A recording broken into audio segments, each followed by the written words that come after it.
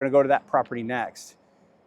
But I would drive here every morning on the way to work, and I literally had a checkbook. I built this first building for cash. I had enough money that I built it for cash. The others I had construction loans on. But I built this building. It's 4 3-bedroom apartments. They're about 950 square feet, so it's just short of 4,000 square feet here, and I built it in 56 days. 56 days. First attempt. 56 days. And people are like, whoa, hey, whoa. So the market, days from the time you broke ground? I got a permit, and by the time the parking lot was done, so the parking lot was done, but the building itself took me 56 days. This one was 72 and 80 and 72 over here. We kind of backed off a little bit because I had one unit, a building ready to go, and I didn't have buyers. I wasn't sure what my end strategy was going to be, but I built them in lightning speed. How did I do that? How did I do that? Well, I had created my own economy. Can I tell you how I did that? Yeah. So the first thing I did was I used to sell for a lot of general contractors. And so I got to know all the subs. All the buyers that came through and bought homes, if they wanted to change the framing, we'd talk to Ryan. They wanted to change the plumbing, we'd talk to the plumber. If they wanted, and who was the go-between all the subcontractors and me? Who was it? I mean, who was the go-between the buyers and the subcontractors? I was. Then I'd go get it signed off by the general contractor. Well, I had this unbelievable relationship with all the subcontractors. When we were done and we needed warranty work to get done, who was calling them oftentimes? Who was calling the subs? Oftentimes it was me. Even though that wasn't my job, I wanted to get it done for my clients. So I had this great relationship. Well, one of the things that happened with the subs is several of the builders that I work with paid really well and on time and in a regular flow, but some didn't. So I got hammered because they thought I was a part of the team, which I really wasn't. I was the realtor. Right? I was the realtor. So I got hammered. Well, I decided to become my own general contractor and did this building first, called the subs that I wanted, got all the bids in place. And I told them, and all of them asked me what's the common thing for a sub to ask? How are we going to get paid? What's the timeline for payment? How does payment work? And I said, this is a cash build. I will be here every morning with my checkbook. Let me say that again. I'll be here every morning with my checkbook. And the minute we have your inspection, whichever part it is, if it passes, I will turn to you and write you a check with a lien waiver. On site as the inspector is driving out of the parking lot. And what did the subcontractors do? They brought all the power they could. Oh man, those guys dropped, they'd stop jobs, they'd be on a job and they'd stop and come over here and then they'd race back, right? And the fun part was they'd go from this building to this building to that building to that building. So I had a captive audience, literally. But it did a lot of things for me. The first thing that it did is it made these guys aggressive to work. Second thing that it did is they knew if they didn't pass the inspection, then what happened? Hey, we're gonna have a re-inspection and who knows what else we're gonna find and blah, blah, blah. So a couple of them wouldn't pass. I'd be at my 4-way and I'd literally have my subs, right? They'd literally be following us around. These guys are following the inspector around at the inspection.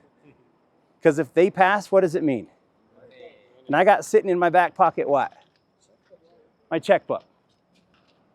And I always had it out so they could see the top of it. That man carries his checkbook. $1 million, man. $1 million right here. $1 million. My first $1 million deal right here. And it was a property nobody would buy. No realtor could sell. And I came here and made $1 million. So what's the theme of today? The theme of today should be screaming at you, oh my gosh, there's so many opportunities out there if you'll just open your mouth and talk to people. And you'll create relationships, you'll create economies, you'll create, what is it? You know, I was 28 years old when I did this. I looked like I was 20. I owned a RE/MAX office here, didn't have a builder's license, never built anything before I got my builder's license. And I said to myself, gosh, I don't know if the subs are gonna wanna work with me. What are all the problems I've seen with all the other builders that I've represented as a realtor and heard from the subs? And the starting business plan for my general contractor's license was all the issues that you were having with all the other contractors that I sold for. Interesting, isn't it? What a novel idea. You guys remember the funniest thing was our first slogan was, we can build your house at least as bad as the next guy. build your home at least as bad as the next guy. And that was on signs. And people will call me just for that. I'm like, I'm going to get some calls. I'm putting this out there. I'm going to get some phone calls. And I would say, what? You guys want to hear it? I can still give you the script. And I can give you the script from 1997. Hey, this is Mike Watson. How can I help you? They'd say, oh, I noticed your sign for sale over here. Before we go any further, I got to ask about that sign. I don't know what to think about that. And I go, oh, which part? They're beautiful signs. I did an extra nice job on those. Which part are you concerned about? Well, there's a slogan that says, we can build your home at least as bad as the next guy. And I said, yeah, that's true. I won't do any worse than any of the other homes you're going to look at today. What questions did you have? And there's this long, awkward pause. 9 times out of 10, there's this pause. And you could see their face. It looked a lot like this, right? You could see their face in their head. And it's like, and I said, do you have a question? Yeah, well, we're not sure how to feel about that slogan. I said, well, let me tell you the truth. I am a brand new builder. I've been a real estate agent and broker, but I've represented a number of builders. I've sold upwards of 100 brand new homes. And I made a list in the last 5 years as I've sold all these homes of all the problems that builders have. And I have a list and I have a business plan. And if you want to come meet with me, I'll sit you down. I'll show you all the things that I've seen in other builders representing them. And I'll show you all the things that I've done to cure those and why you won't experience those things here with Watson Brothers Construction. It's my brother and I. Watson Brothers Construction. And they would say what? Yeah. Great. Man, we like the area. The flyer had some great homes. Looks like it's in our price range. When can we meet? That was it. But it got them thinking what? This guy's different. They thought what? This guy is what? Uncommon.